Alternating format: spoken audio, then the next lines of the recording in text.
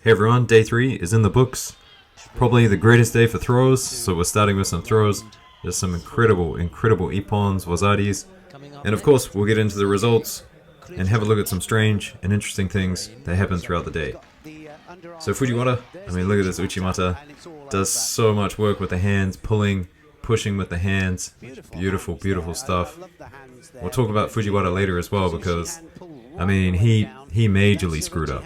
He majorly screwed up, so we'll talk about that shortly.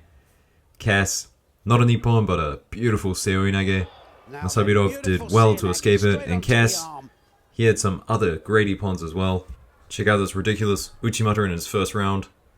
Goes in one, stuck for the Kochi, and then another attempt. Beautiful stuff. But the fastest Ippon of the tournament, this will probably be the fastest Ippon in the entire tournament. Haven't seen anything faster yet. Lee taking out Schmidt. Two of the young guys who I kind of picked as favorites to win this thing. But look at this amazing Ippon.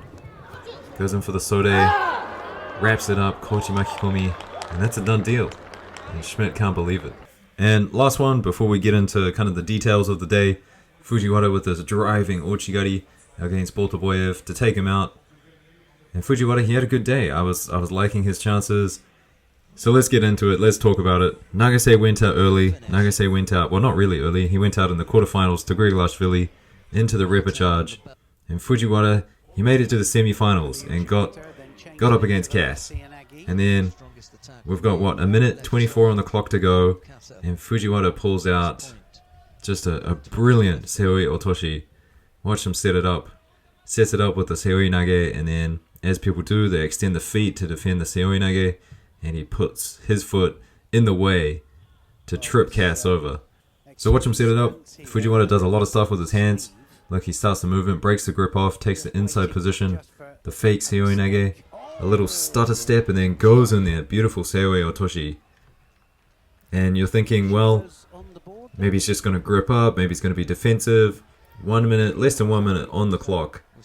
And I really can't believe what happened. So, first of all, goes to the ground, and this was a great decision by Fujiwara. I'm gonna burn the clock on the ground. Look, he's just looking active. He's not actually doing anything, he's just kind of flopping around. And then this happened. 13 seconds left on the clock, was already up, and he decided to go for an Uranage. It's unbelievable, because Cass is great at defending this. So, Cass ended up in the final, not Fujiwara. And then Nagase, going through the repechage, ended up facing Fujiwara, and it was the most boring match I've ever seen, and Nagase took the bronze. Alright, so Cass, he was in the semi-finals, took out Fujiwara, got in the finals, and it was also Grigolashvili who made it to the finals as well.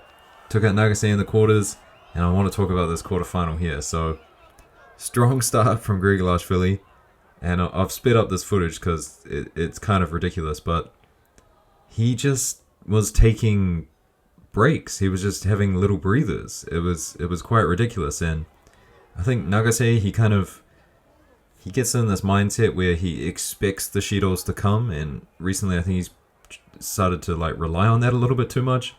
Against Lee is a good example recently, where he lost that match kind of expecting Lee to be done with passivity, but I mean look at all these breaks from Grigolashvili. I've got 4 for you here, and this is 4 times speed, and it was quite ridiculous. There were many, many more instances of this.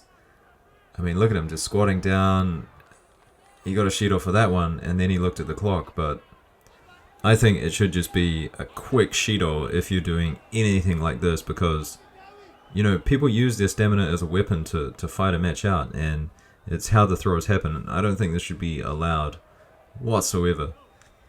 So Grigolashvili, I don't know, he made it past Nagase. We'll talk about him in another video as he's taken gold. We'll talk about Horikawa as well, who took gold at 63. But this here was a beautiful Ippon that she secured in the final seconds of the final.